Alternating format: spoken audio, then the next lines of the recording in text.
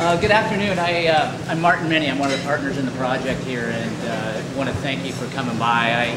I was telling Steve when I walked up, I planned on coming in and kind of sitting in the back and being an observer, and because of all the interest and excitement, I figured I want to come up and say a few things and work with Steve to kind of explain what we have going on with the project. A lot of you have probably heard about it. Really exciting project. We're overwhelmed by the tenant activity and interest. I think everybody who's heard about it knows of somebody that has a unique idea or a neat concept that for various reasons they were never able to put it in play because either it took too little space for what spaces were available, or they had a twist that some landlords may not have wanted to go along with. But in our case, we've got something so unique that it really allows an opportunity for someone to try something new and exciting and do it in San Jose where maybe something like that doesn't exist. But the project is it's conceived probably 2 or 3 years ago. I'm in partnership with the McHenrys, and Tom and John and I were sitting around talking about this district and ways that we could energize this retail area. And as you maybe know, the San Jose kind of retailing is very fragmented and segregated out, and each district kind of has its own nuance. And in this case, we wanted to have something that was different than, say, just pure restaurant uses. In this area, it's been relying upon the arena and restaurants that, while wonderful, we wanted to take it to a new dimension that allowed more shopping and retail uses that the residential tenants that are in the area here could utilize. So we kind of came and kicked around these ideas, and John had brought up the public market concept, and many of you have probably visited Pikes Market and Granville Island up in Vancouver. Tremendously successful. They've been in business for generations, really, and have a different feel than the conventional retailing that's been common, particularly here in California. So as we went down that path, we got involved with these different buildings and city land.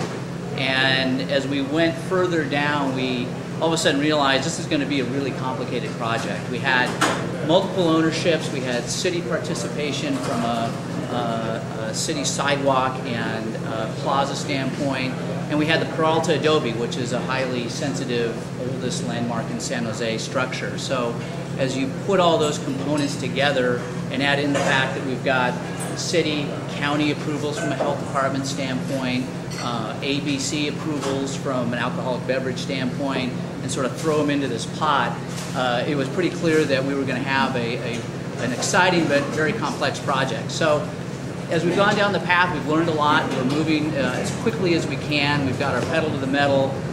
We intend to be open August. We've got some super exciting tenants that are going to be within the buildings. So we thought we'd just kind of walk you through the general layout of the project. Steve can go through and share a little bit of how the buildings are being broken up, how we're using some of the public areas.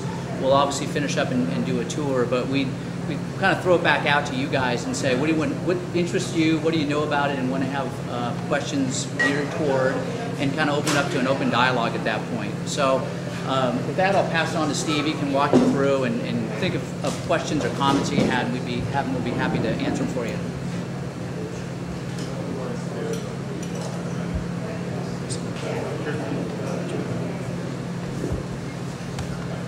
Hello everyone, thank you for the invitation today. Martin and I are really happy to be here. I'm Steve Borkenhagen. I'm the project manager here of the San Pedro Square Market. As Martin said, he and John and Tom McHenry are the partners in the project. If anybody can't hear me, just wave and I'll speak a little louder. A public market is essentially a public space that has a series of small independent businesses in it, as opposed to a regional mall or a strip mall, which tends not to have independent businesses in it. As you all probably know, public markets are common throughout the United States and also in other countries. Very compelling concept, make people feel good, kind of a homey feeling, and really they harken back to the typical retail spaces for the last hundreds of years in Europe, in the Middle East, in Asia, where you would walk down the street, you'd have a butcher shop separate from a bakery, separate from a produce stand, etc. All of our, in some cases parents, in some cases grandparents or great-grandparents, shopped that way. I can even remember downtown Santa Clara when I was a boy, had a main street on Franklin Street, and there was literally the old Italian deli, the bakery, the movie theater, the fishmonger, etc. So that's really what we're trying to do. Martin mentioned some of the 8 other great public markets. Granville in particular is a place that we're modeling some of the things that we're doing after. Pike Place is probably the most well-known in the United States. Reading Terminal, for those of you who are from back east, you've probably been there. Faneuil Hall in Boston and other places. As Martin said, we're thrilled about this project. We think this can be more than just a little project for San Jose. We see this as a game changer for our whole downtown. Those of us who grew up here, how many of you grew up here? That's probably much higher than it would be in the normal population. Oftentimes it would be 0 people in a crowd this big.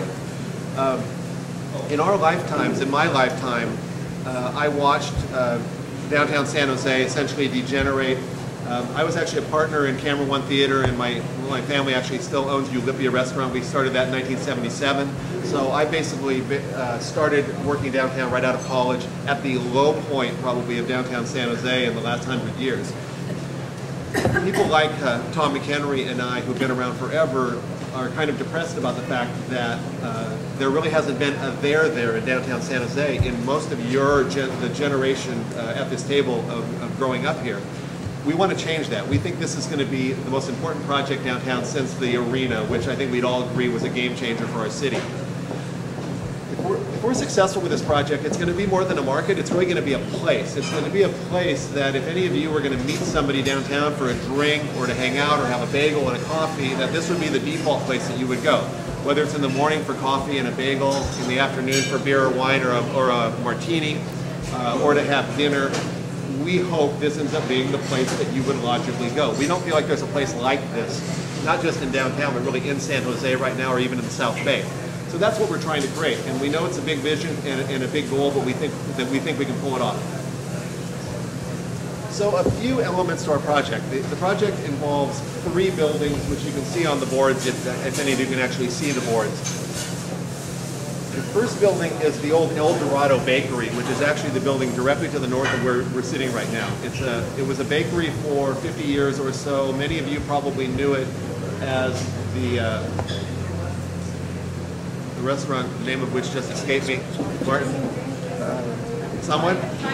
No, the restaurant that was right there. The Laundry Works, thank you, Martin. That's why he's the boss and I'm not. The Laundry Works. It was the Laundry Works, and then it became Hamburger Mary's for a number of years, and then it was a bar for its last incarnation, and then now it's going to be part of our project. It's about 10,000 square feet, typical old unreinforced brick building. We're doing the reinforcement on it as we speak. We literally poured the concrete this morning on that building. That's about 10,000 square feet.